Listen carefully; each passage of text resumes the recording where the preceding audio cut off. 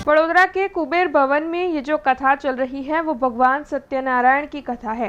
दरअसल गुजरात राज्य कर्मचारी महामंडल की ओर से हर साल पवित्र श्रावण माह पर भगवान सत्यनारायण की कथा का आयोजन करवाया जाता है।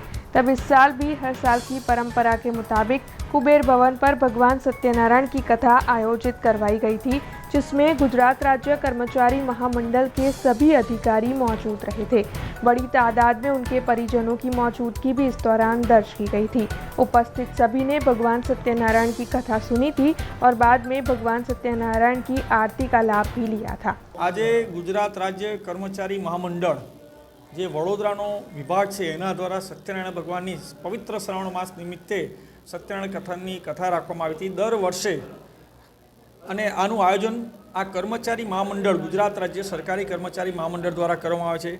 एनी पाछळनो फक्त एक ने एक ज आशय छे के कर्मचारीओ जे कोई छे एमनुं जीवन निरामय सुखी अने निरोगी बने अने कोईपण प्रकारनी आपदा वगर एमनुं वर्ष शांतिथी परिपूर्ण थाय। जे कोई मनोकामना सत्यनारायण भगवान ए कर्मचारीओने पूरी करे एटला माटे आ कथानो गवर्नमेंट जे एम्प्लॉई है एना मंडल द्वारा कार्यक्रम करवामां आवे छे।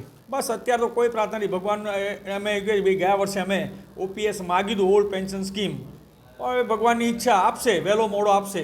कोई फळ वहेलुं मळे कोई फळ मोड़ुं मळे पण अमारा कर्मचारीओने जे जूनी पेन्शन योजना बाकी है ए वहेली तके मळे ए ज अमे तो भगवानने प्रार्थना अमारी फक्त प्रार्थना जे मागता नहीं आपवुं ने आपवुं भगवान की इच्छा है।